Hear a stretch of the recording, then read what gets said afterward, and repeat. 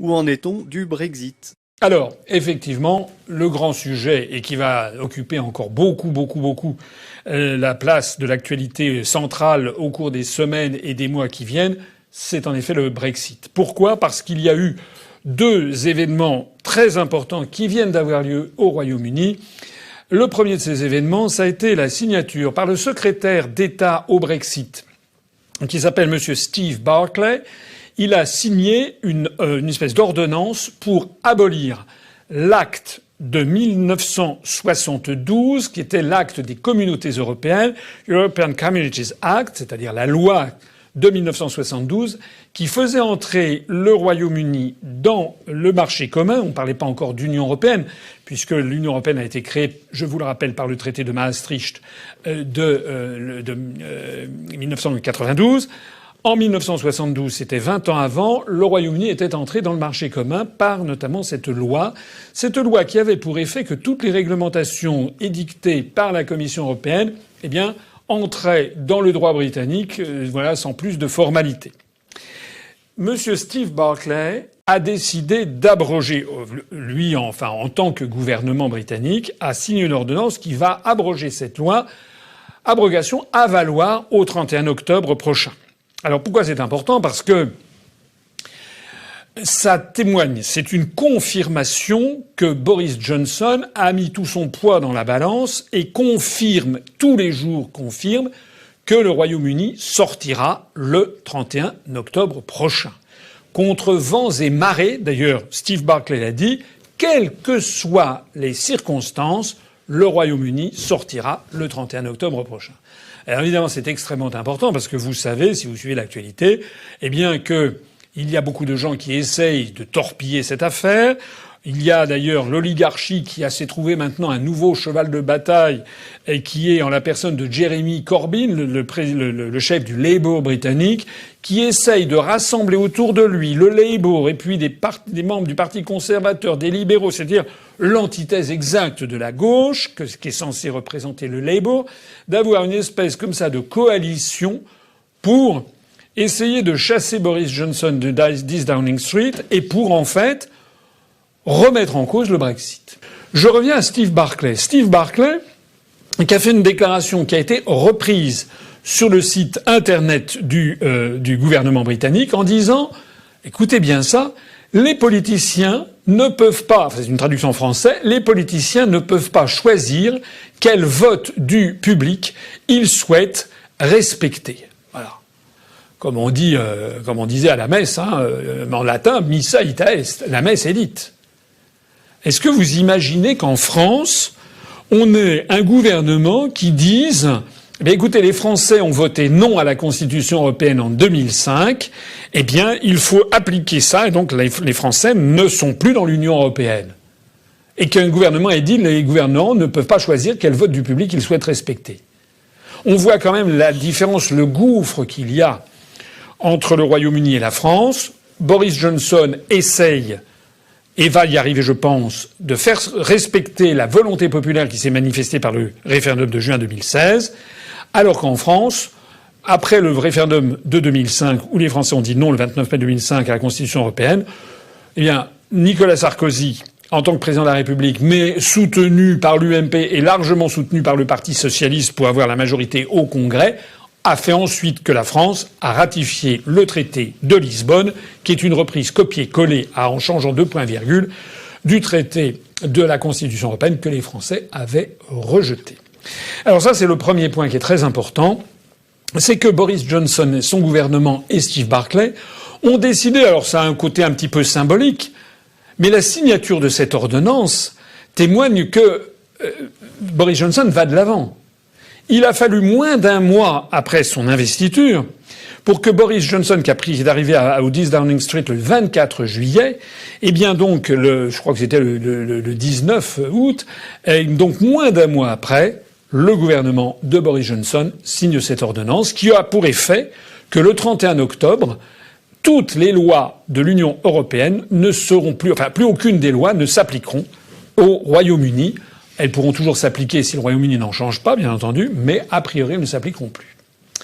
Ça, c'est le premier point. Le deuxième point, c'est que Boris Johnson a envoyé Ensuite, quelques jours après, enfin c'était hier, il a envoyé un courrier à Donald Tusk, donc de nationalité polonaise, qui fait office actuellement de président du Conseil européen, le temps qu'il soit changé, le temps que les nouvelles équipes prennent leur poste au 1er novembre prochain.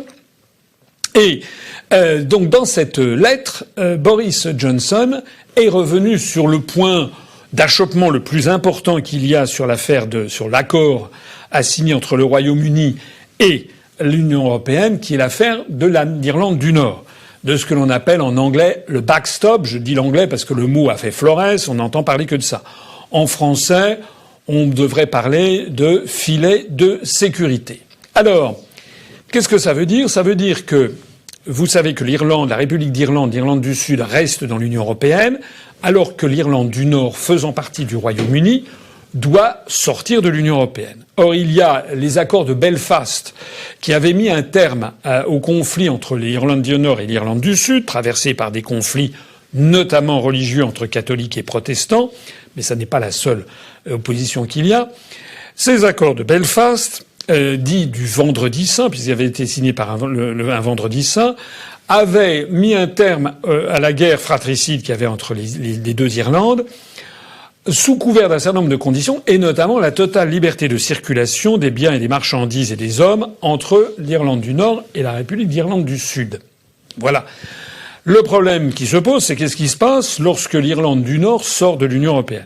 Donc de ce point de vue-là, les autorités, comment dirais-je, de l'Union européenne ont malicieusement, je dirais même pas malicieusement, malignement, vicieusement, ont essayé de se saisir de cette affaire pour forcer le Royaume-Uni, dans la mesure où il n'y avait plus de frontières entre l'Irlande du Nord et l'Irlande du Sud, pour forcer le Royaume-Uni, de fait, à rester dans le marché commun, dans l'union douanière de l'Union européenne. Donc le Royaume-Uni sortirait de l'Union européenne sans en sortir.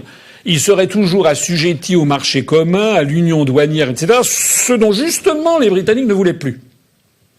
Et non seulement il serait toujours assujetti, mais en plus de ça, n'étant plus membre de l'Union européenne, il ne ferait que subir des décisions sans pouvoir mettre leur grain de sel. Donc Boris Johnson, alors c'est là où Theresa May avait tergiversé, ça avait quand même duré 3 ans. Au bout de donc il a fallu moins d'1 mois pour Boris Johnson pour faire ce que je viens de dire tout à l'heure, c'est-à-dire pour annoncer, pour signer une ordonnance comme quoi l'acte de 92 tombera, sera comment dirais-je, périmé, sera abrogé le 31 octobre prochain. Mais Boris Johnson a écrit une lettre en disant cette histoire de backstop est inadmissible.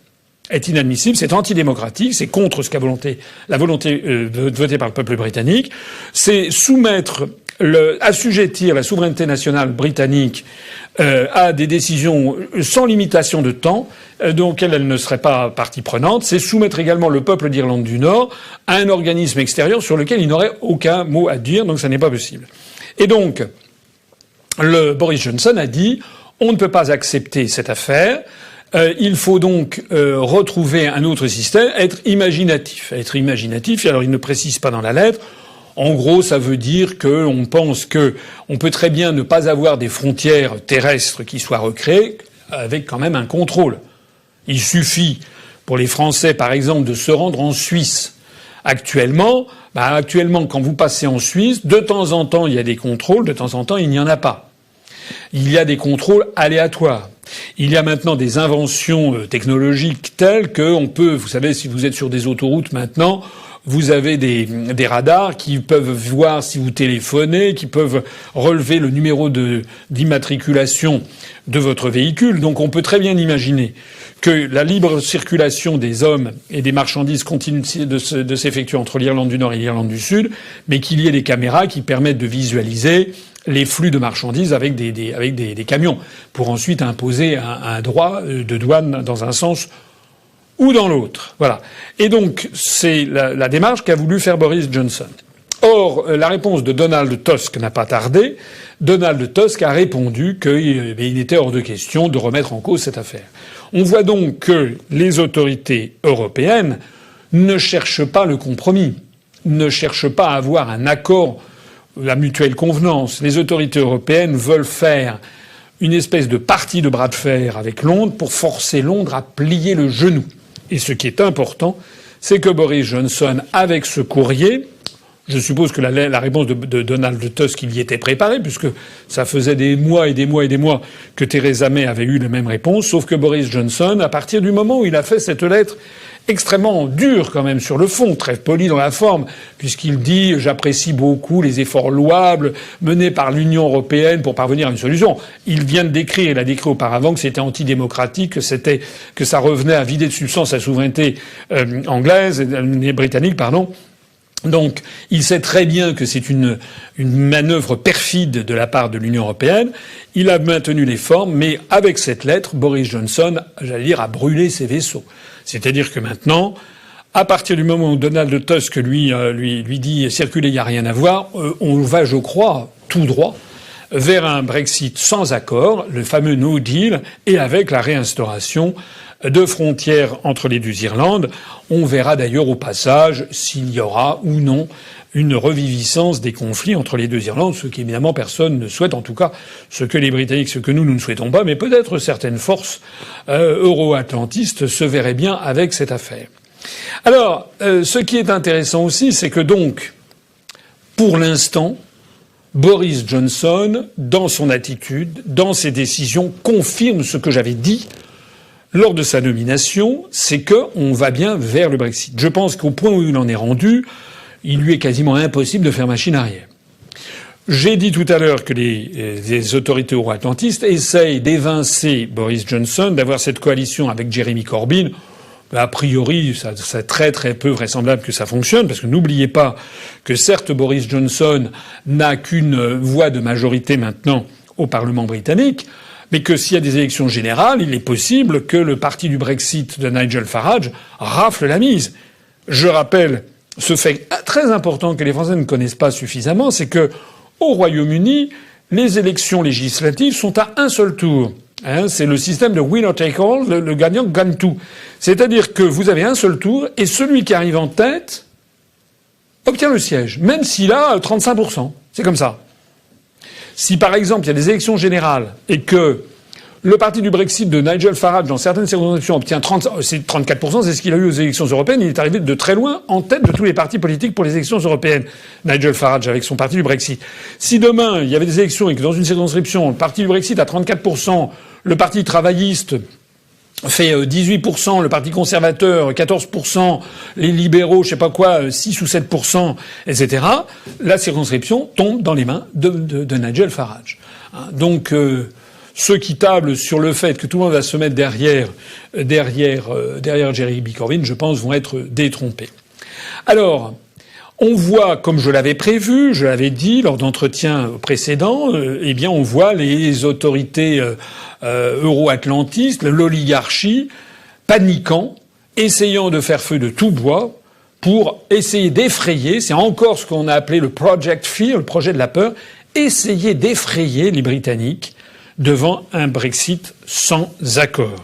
Et pourquoi ils font ça? Parce qu'ils ont évidemment extrêmement peur que le Brexit ait lieu sans accord et que, loin de confirmer les prophéties d'Apocalypse, ça se passe très bien et que d'ici 6 mois, 1 an, le Royaume-Uni connaisse une embellie économique fantastique, sans compter un retour à la démocratie, un retour à la souveraineté. Ce sont les Britanniques qui décideront de leurs lois, ce sont les Britanniques qui décideront de leur diplomatie, etc., etc., j'en passe.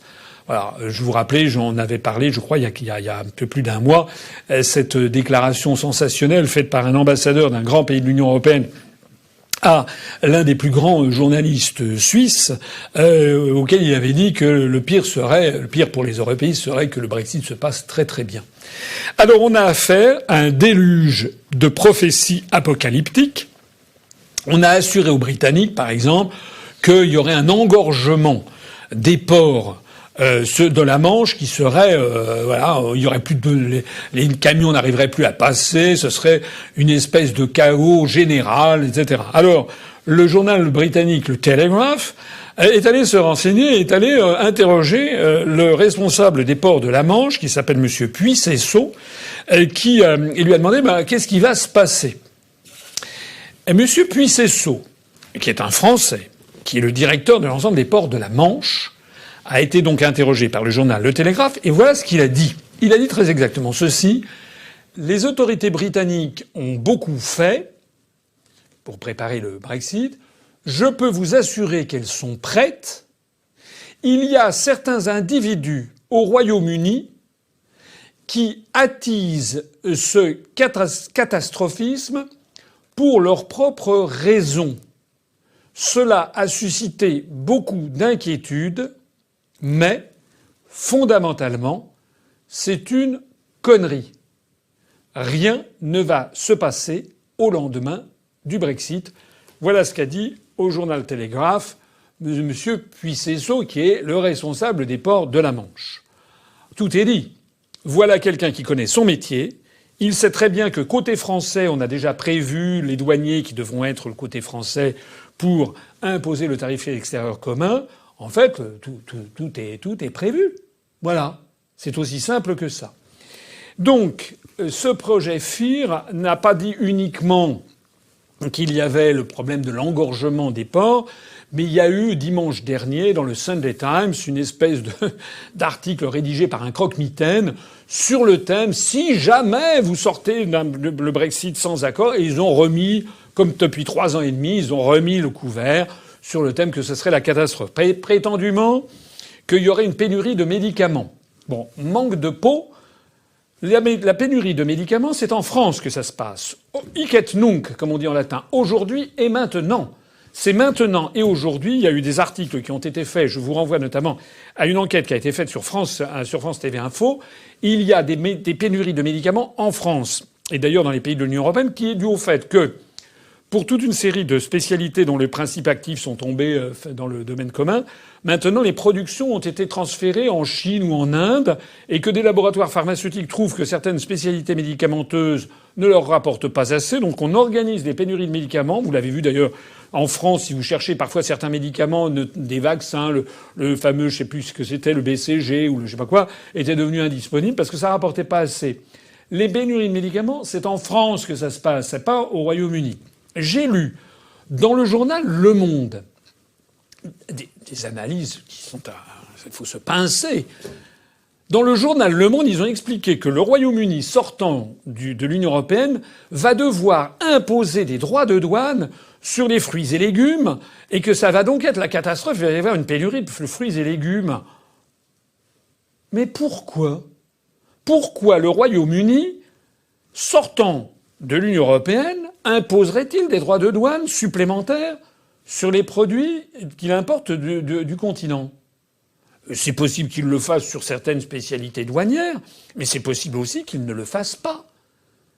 On verra ce que décideront les autorités britanniques.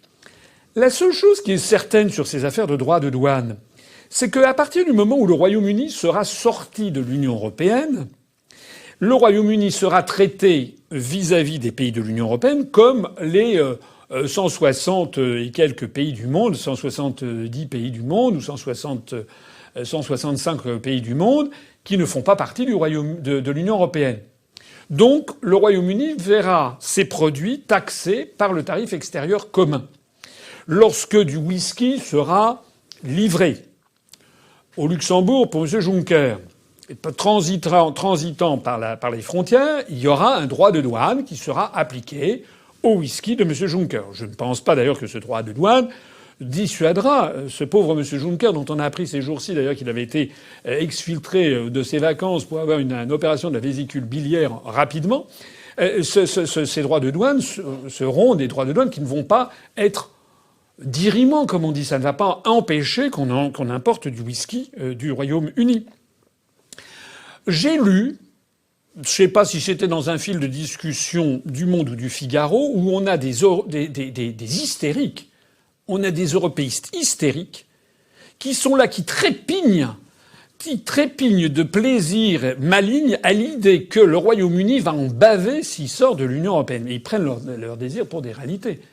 J'ai vu dans le fil de discussion quelqu'un qui disait « Tant mieux, les Britanniques vont sortir, les taxations sur les produits, sur les pièces détachées automobiles vont être taxées de 40%. Bien fait pour eux, ils pourront plus rien vendre. »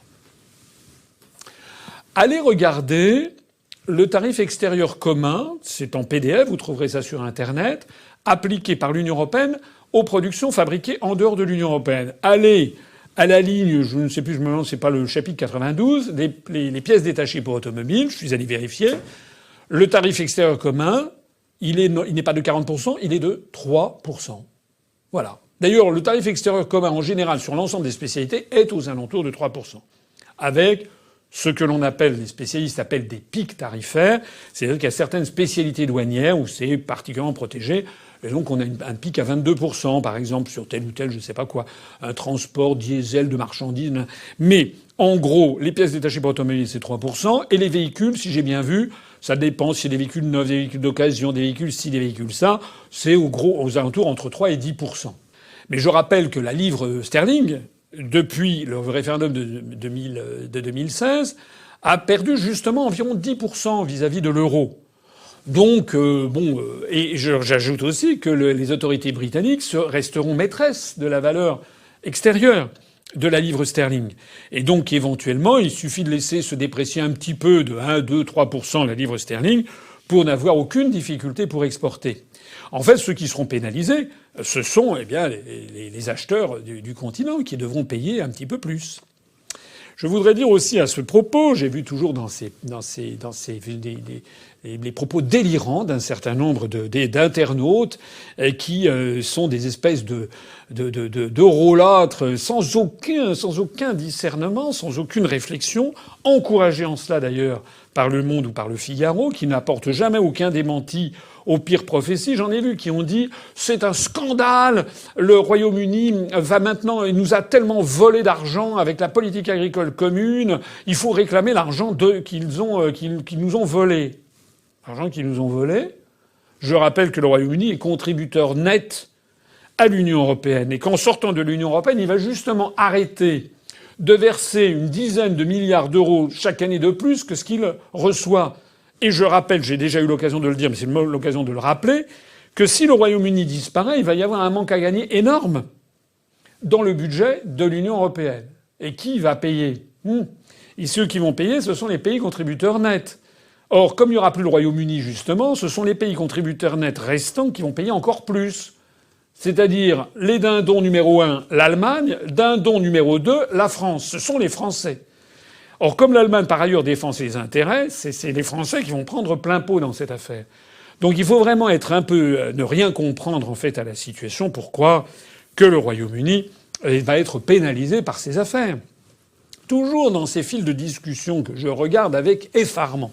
Je regarde d'autant plus avec effarement qu'aucun démenti n'est apporté par les rédactions en chef de ces journaux, qui, au contraire, en rajoutent dans le catastrophisme.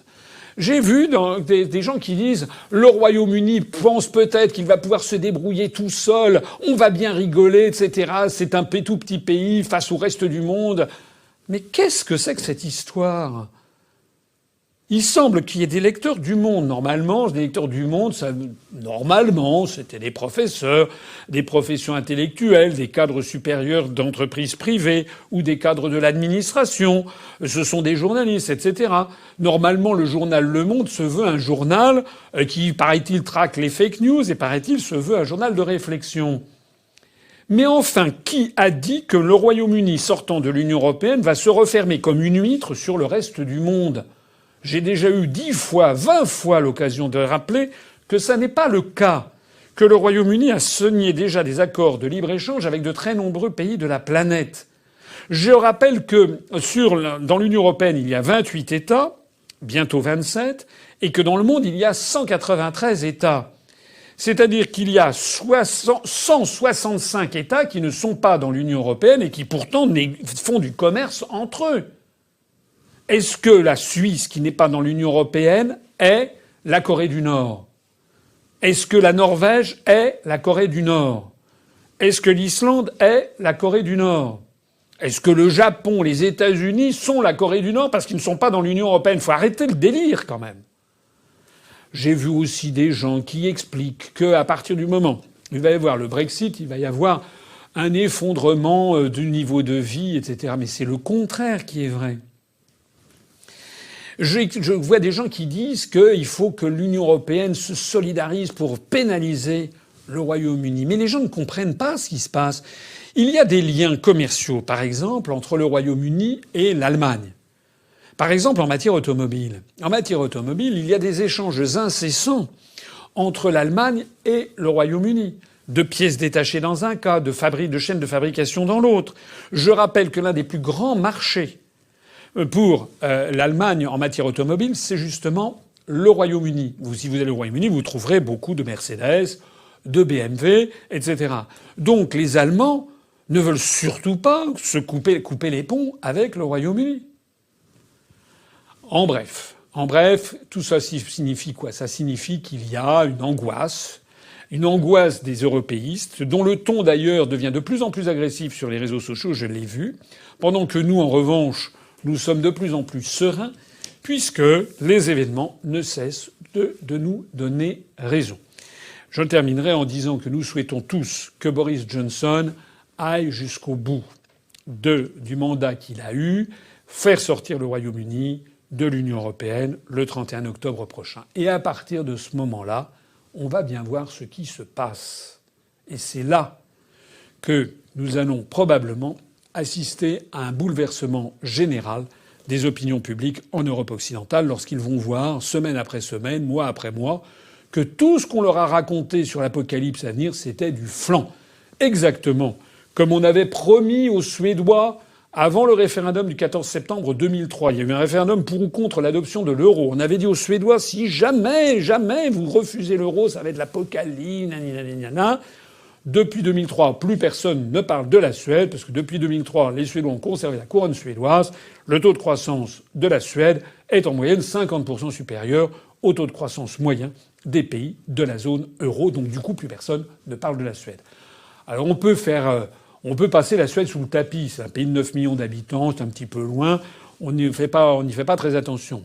Mais le Royaume-Uni, 65, 66 millions d'habitants, à peu près comme la France, notre voisin de l'autre côté de la Manche, on va pas pouvoir passer sous silence ce qui se passera au Royaume-Uni. Je vous donne rendez-vous dans les mois qui viennent.